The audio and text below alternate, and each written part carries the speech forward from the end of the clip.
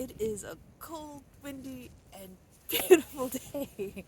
So don't mind me if you see me randomly bundling up a bit more because the wind's a little whew, invigorating. Let's say it's invigorating, and I have the sun here. So yeah, tip for people: if you're outside and it's cold weather, might be a good idea to apply extra moisturizer to your face. I tend to do that, especially in the winter time, to just help the face a little bit, especially on a cold, windy day, because yeah, you feel it a bit more. And uh, I hope you all are having a great and wonderful day. I needed a walk. I'm doing some errands, and I needed some sunshine and fresh air. And I really feel like I should bring a little tripod or a selfie stick with me sometimes when I go out, because sometimes I just randomly feel like making a video while I'm outside.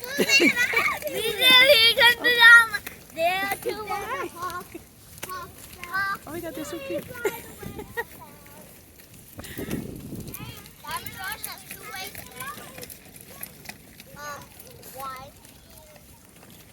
The kids with the little wagons, they are just so cute. I'm guessing it's like after school and stuff like that. Oh, they're just so cute.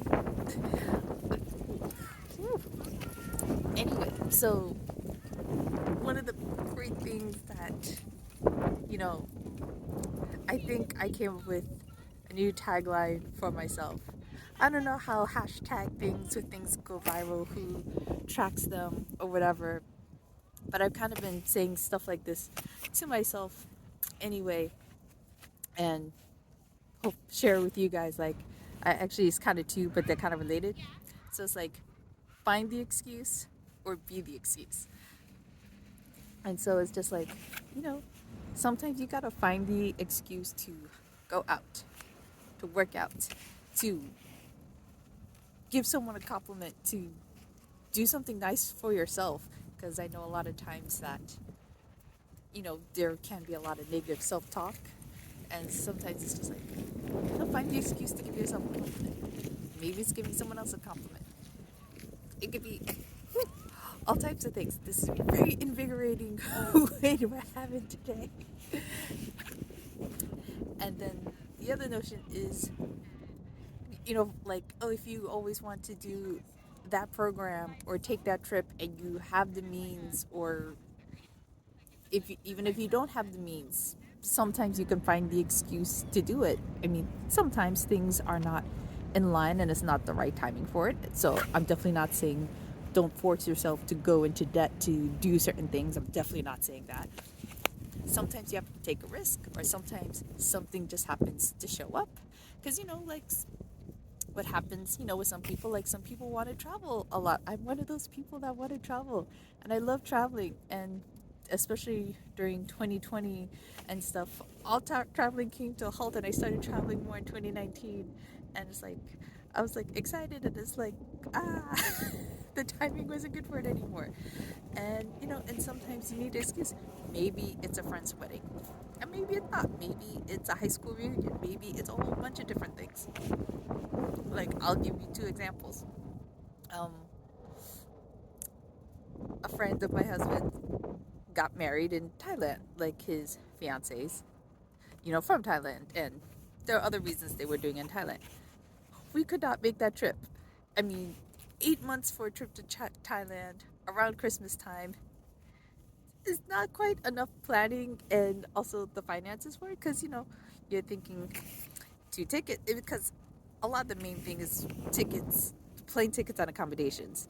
And it's also the time, because it takes like a day to get to Thailand, because there's no like direct flight from here. Like, you have to make stops along the way. You just have to, unless you have a private jet. And if you have a private jet, let me know. Oh, that'd be funny. But yeah, there are times it's just like, okay, we found the excuse because Thailand was one of the places we always wanted to go to. He wanted to do more Muay Thai there. I just want to eat, relax, and go to beaches and stuff, and like find beach people, and you know, so in that sense, like, we had the excuse, but it just wasn't the right timing, just because sometimes with destination weddings and then like the gifts and everything else, it can be a big chunk of change with, not everyone has access to that all the while, even with some advance notice. Sometimes you need more advance notice. And that's okay that we didn't go. I mean, it's still on the list of places that we will go, but but before we weren't even considering it anytime soon, but we had the chance to consider it. And when we had the chance to consider it, you know, you go into a mind frame of envisioning yourself there, like, oh, seeing yourself on the plane. What do I bring on the plane? Oh, is this thing not going to be comfortable? What snacks am I going to bring? Like, because I don't know if the airline's going to give me good snacks, because I don't want to pay $10 for like a sandwich that's like that big. Or, then it's like, oh, ooh, like I still have the swimsuit I can wear, and then feeling my feet on the sand, and having all the Thai food, and then experiencing, okay, Thai food is not the same Thai food as here. It's a little too hot. I need to know to ask for my help. It's just like envisioning about, like, I have trouble with the wait. Hello, Rin. Whew, yeah, I have trouble envisioning with the seeing pictures in my head, but I could come up with scenarios and stuff like that. So it's like my visioning process might be a little different from others. Some people can actually close their eyes and see things happening like a movie. I can't. But if you tell me a story, and I could kind of go along with it in that kind of sense. So, whatever visualization works for you, works for you. And it's not so much that, oh, my visualization failed in that sense because I didn't get to go. It's just, okay, the timing's not right for that now. And that's okay. Like, I'm starting the process for when the timing is right.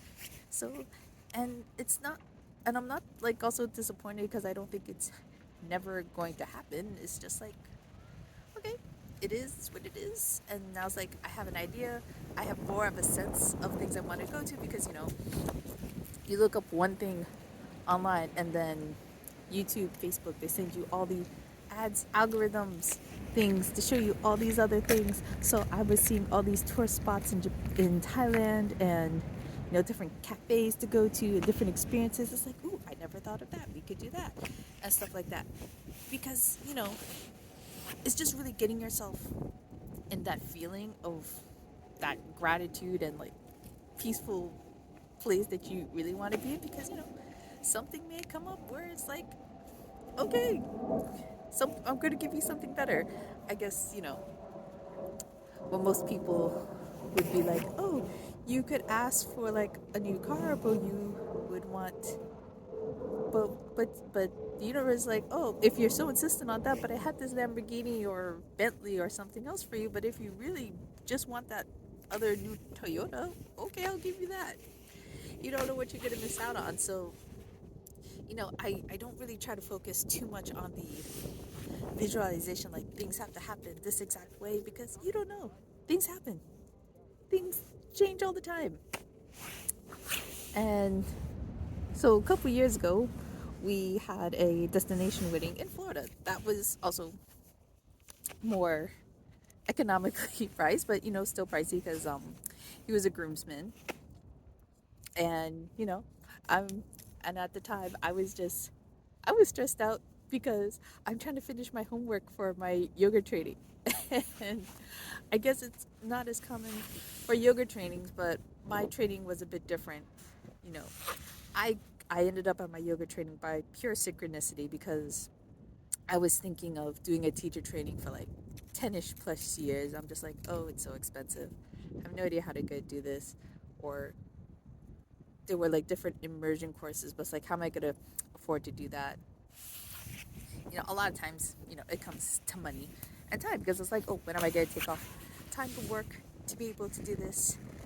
And like all this time. And then, ironically, at one of my other jobs, I found a place that was offering teacher training as I was doing another job. I was just like, and they made it super easy. Like, they offered a payment plan, no interest payment plan, and I could do, and I was able to a partial barter work study thing. So it's like I volunteered, bartered for a couple hours, and I do so many hours that will help pay for my tuition. And it was great. I did what I did, and it was by pure synchronicity. I did, it was surprising because the energy of the space felt right. Because I went to a lot of other places, and I'm just like, no, no. I even found cheaper places, but I'm just like, mm-mm. Like there was this one place I went to, and the price was great. It's a little farther than I would have liked to have gone, but like the price was really good. But as soon as I walked in there, it's like, waff, intensity of like the champa incense. And by the time I left after like having an interview, like because I'm interviewing for places as much as places are interviewing for me. So that's something to also keep in mind, if you're doing any type of interview or doing any type of thing, any type of partnership. It's both ways. It's not just one. And by the time I left, I had the one of the worst migraines I ever had. It's just like I need to go home. I need to go under covers, take something, and like pass out for a couple hours because it's just too intense. I was just like, no. Anyway, going back to the story. So it was near the end of my training, and I had to like hand in assignments, and she said like, oh yeah, I can hand in like my assignments via email because it's like I have a wedding. Because a lot of us are adults, working adults, and things come up and stuff like that.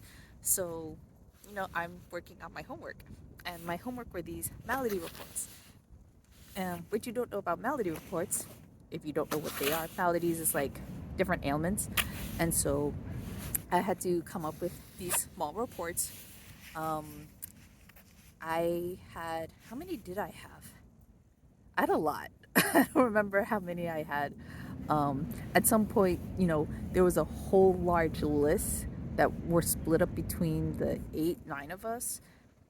I think, yeah, but like many different maladies reports, like sciatica or high blood pressure, all these different things to consider, like, or different type of injuries. So we had a lot of them, and I'm at the airport on my computer typing up stuff because we had to write down, okay, what the malady is, how it presents, what are symptoms, um, what movements could we suggest, what contraindications are, what variations can we offer, and there was like some like other additional stuff, like what's something else that could coincide with this and this and that.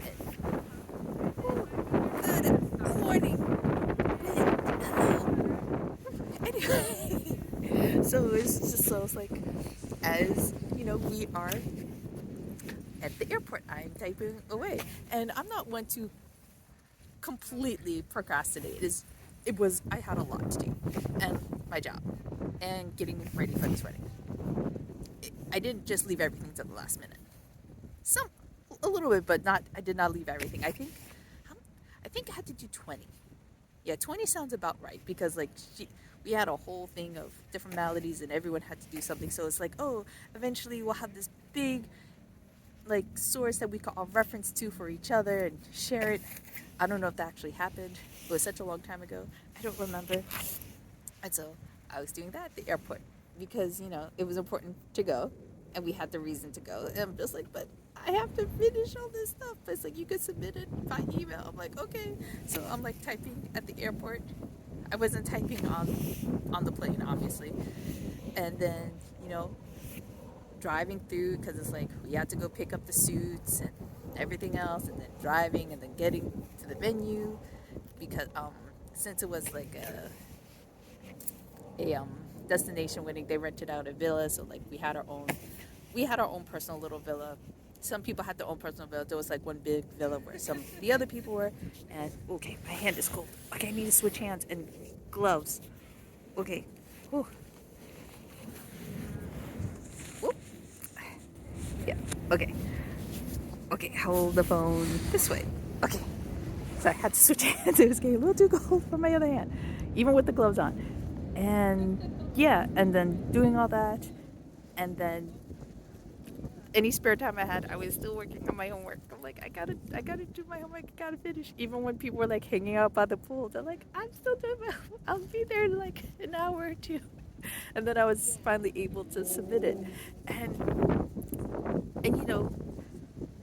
I made it happen because it's just like I wanted to go on this trip with him to Florida for like a wedding, and it was nice and it was great, and it's just like I was working like mad to make it happen because it's like I had these other obligations, and it's just like okay, I was able to get time off because we did have enough notice. It's like okay, I have to figure out the homework situation. It's like doing everything is just like I made the excuse to make it happen. Like I'm going no matter what, and I did because it's like I really wanted to go, and the only way I was going is to be able to finish everything. So I had to finish everything, and then once everything was finished, I could really enjoy the wedding and have like a day or two, and then fly back. And so sometimes, again, it's just finding the excuse of getting stuff done because it's like, okay, I want to also enjoy my time in Florida too. So it's like I have to get all this stuff done. And my other thing is being the excuse, like be the excuse to be kind to someone. Be the reason someone smiles today.